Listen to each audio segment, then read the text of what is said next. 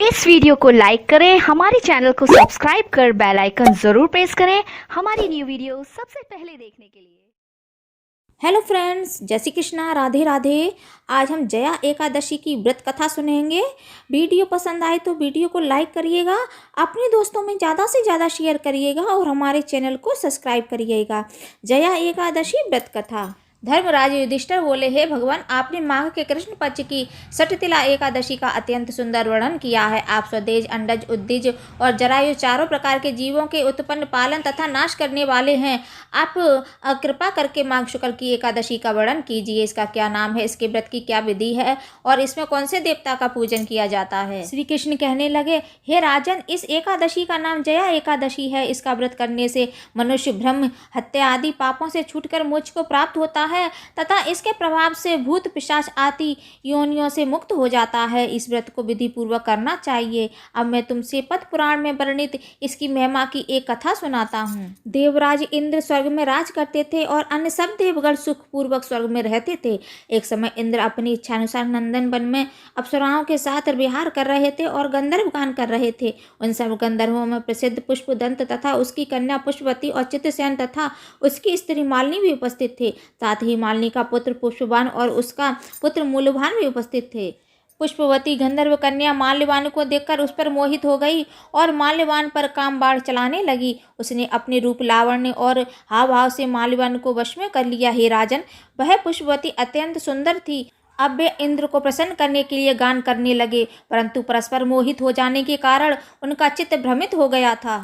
इनके ठीक प्रकार न गाने तथा स्वर ताल ठीक नहीं होने से इंद्र इनके प्रेम को समझ गया और उन्होंने इसमें अपना अपमान समझकर उनको श्राप दे दिया।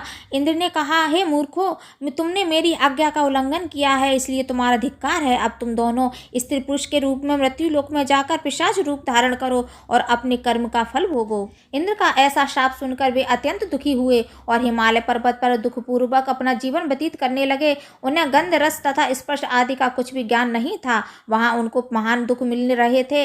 उन्हें एक क्षण के लिए भी निद्रा नहीं आती थी। उस जगह अत्यंत शीत था, जिससे उनके रोंगटे खड़े रहते और मारे शीत के दांत बजते रहते। एक दिन पिशाच ने अपनी स्त्री से कहा कि पिछले जन्म में हमने कौन से पाप किए थे जिससे हमको यह दुखदायी पिशाच योनि प्राप्त हुई। इस पिशाच योनि से तो नरक के दुख सहना ही उत्तम है, अतः हमें अब किसी प्रकार का पाप नहीं करना चाहिए। इस प्रकार विचार करते हुए वे अपने दिन व्यतीत कर रहे थे। देवयोग से तभी माघ मास में शुक्ल पक्ष की जया नामक एकादशी आई। उस दिन उन्होंने कुछ भी भोजन नहीं किया और ना कोई पाप कर्म किया, केवल फल फूल खाकर ही दिन व्यतीत किया और सायंकाल के समय महान दुख से पीपल के वृक्ष के नीचे बैठ गए। उस समय सूर्य भगवान अस्त हो रहे थे। उस रात को अत्यंत ठंड थी। इस कारण वे दोनों शीत के मारे अति दुखी होकर मृतक के समान आपस में चिपटे हुए पड़े रहे। उस रात्रि को उनको निद्रा भी नहीं आई। हे राजन, जया एकादशी के उपवास और रात्रि के जागरण से दूसरे दिन प्रभात होते ही उनकी पिशाच योनि छूट गई।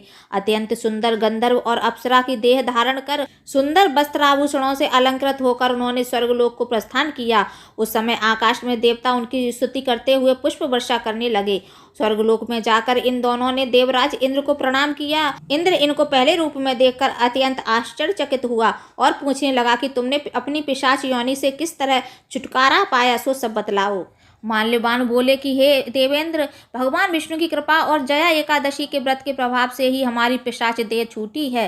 तब इंद्र बोले कि हे माल्यवान, भगवान की कृपा और एकादशी का व्रत करने से न केवल तुम्हारी पिशाच योनि छूट गई, वरन हम लोगों के भी वंदनीय हो गए, क्योंकि विष्णु और शिव के भक्त हम लोगों के वंदनीय हैं। अतः आप धन्य हैं। अब आप पुष्पवती के साथ जाकर विहार करो।